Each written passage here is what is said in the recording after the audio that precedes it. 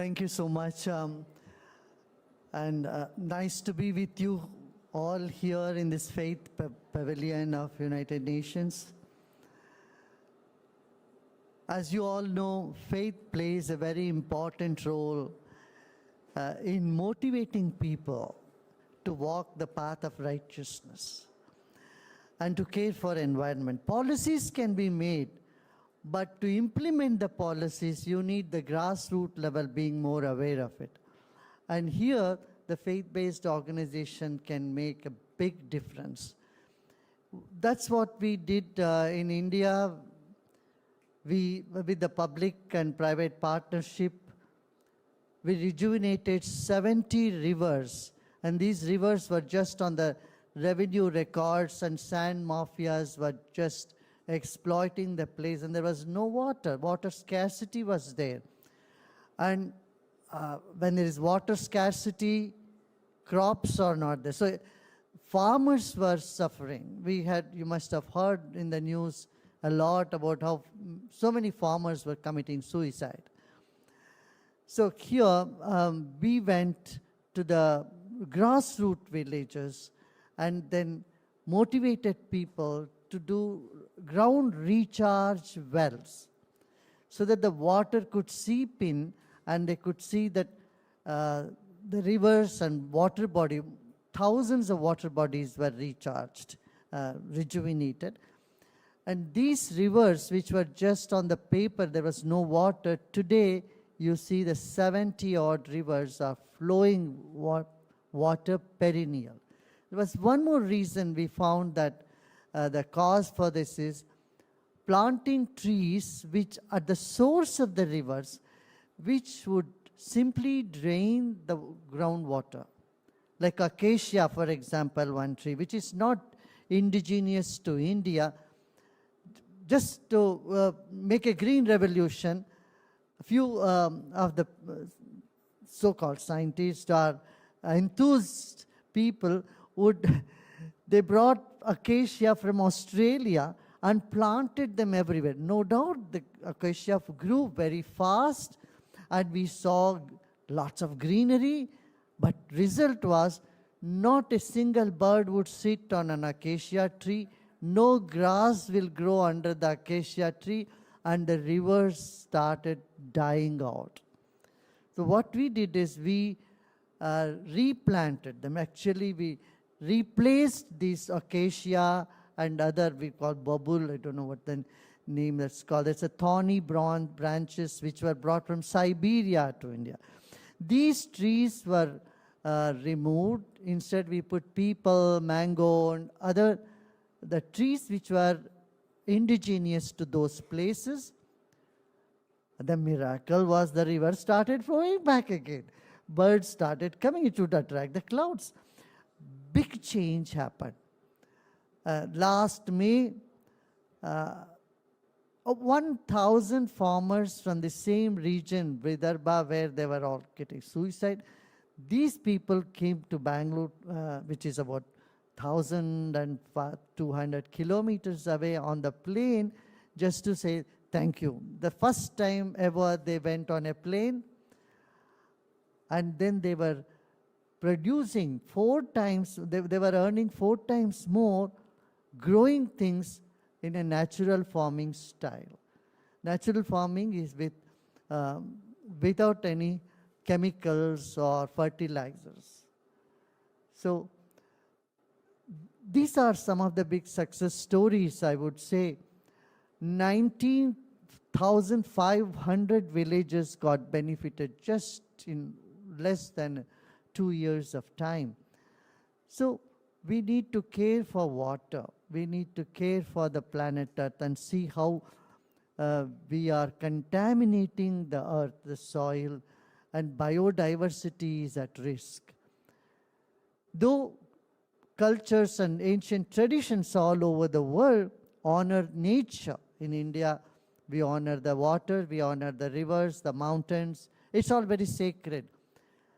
But sacred means, so with the waste of water through harmful chemicals and, those detergents that people use are being replaced by herbal products, herbal things. This again is keeping the water more purer. As I said earlier, policies are made by government. Say no to plastic, be environmental friendly. But as you know, people they like to violate the laws more than the following, especially when they are stressed out. It's the mind which is very, very important in addressing the most important issues in life. If 1 in every 3 person is depressed on our planet, how would we expect the world to be a better place? Every 40 seconds, 1 person is committing suicide, according to World Health Organization report. And post-pandemic, the depression has taken over the world. It's going to be the biggest challenge. Mental health has been the biggest challenge. In America alone, every day, 2.9 mass shootings are happening. And we see the violence around the world. When a person is depressed, he doesn't even care for himself or herself, doesn't take care of themselves.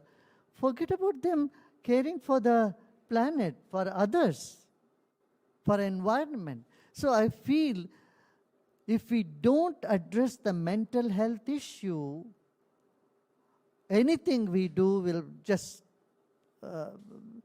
is a waste, will go away, unnoticed, unimplemented. So to implement any principle, any policy to save our planet Earth, we should not neglect the mental health of our planet, which is the biggest challenge for now. So when a person is clear, free from stress, he becomes sensitive, and he or she is caring and sharing. They have commitment. A depressed person has neither commitment, nor vision, nor compassion, none of these qualities.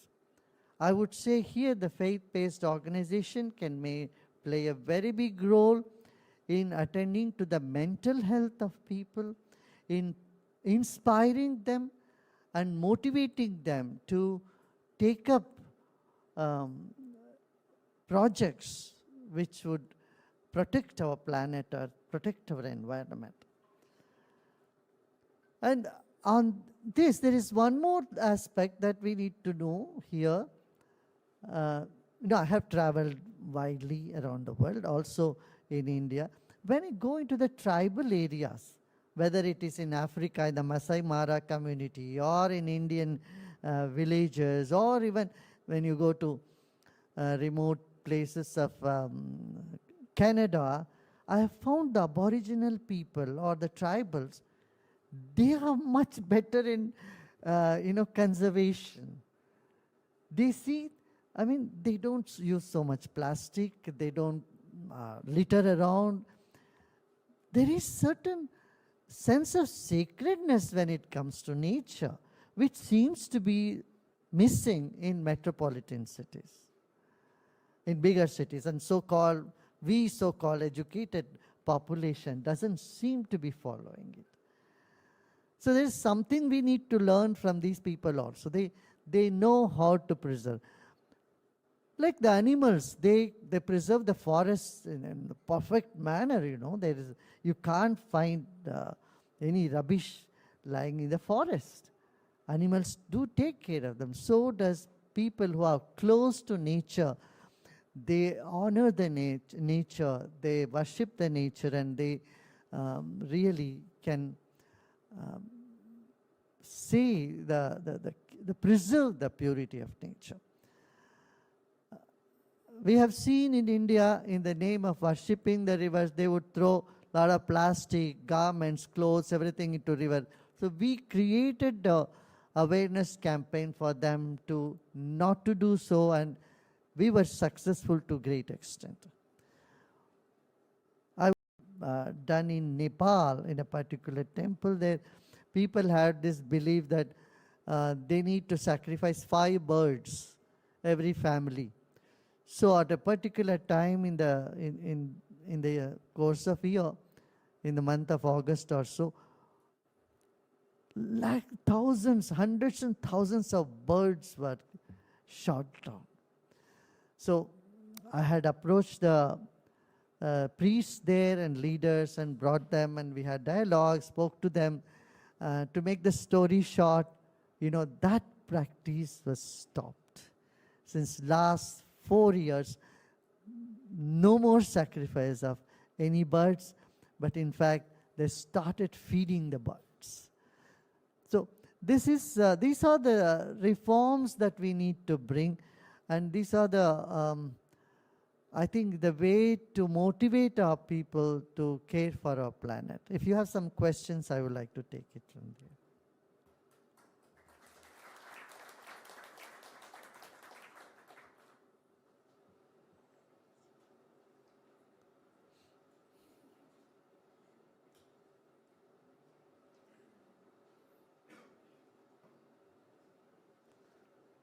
Yes. With the work that you have done protecting watersheds, what lessons can be shared outside of India? Because there are so many places around the world. With the lessons that you have shared and your experience in protecting the watersheds in India, what lessons can be learned and shared in other places that face water scarcity? Yes, first of all, we need to see what type of trees are being planted on the river banks, number one. If those trees which would drain the water and doesn't contribute to rain, we need to replace them. We need to see that indigenous trees should be put, the trees which are local, natural to that area, number one. Second is we need to do survey of the land and do recharge wells, so that when the rainwater comes, it seeps into the soil. This is a big issue that, we have plenty of rain is there, but the water goes away, it doesn't seep into that. So we have done close to 1 million recharge wells in all these different areas. So, and that is not a very big thing, it can be done with the people's participation local. They would come and do.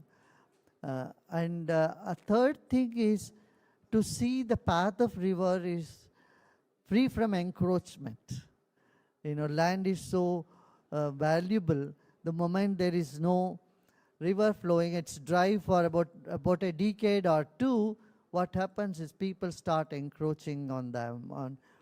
Then the fourth thing is the sand mafia. Sand is a commodity, and people would come and take the sand away, and that is something that one need to prevent. And it's a big task, I tell you. Yeah.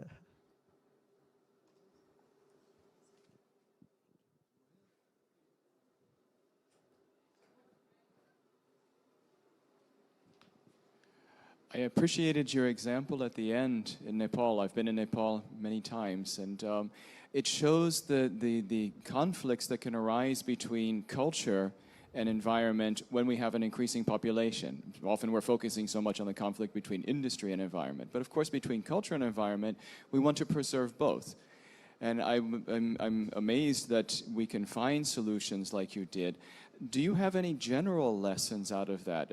I'm sure it was difficult to take the step beyond the cultural practice of sacrificing the birds to change that into another practice.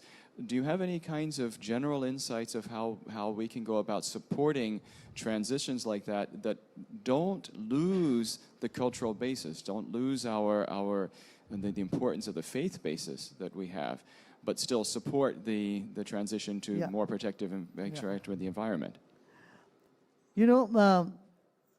Many of these practices are not found in the scriptures. It is just people's own, tradition, or you can say a habit that they started. So suppose you want to eat something and you say God likes that, and you start doing it. So when we give them, there is no scriptural evidence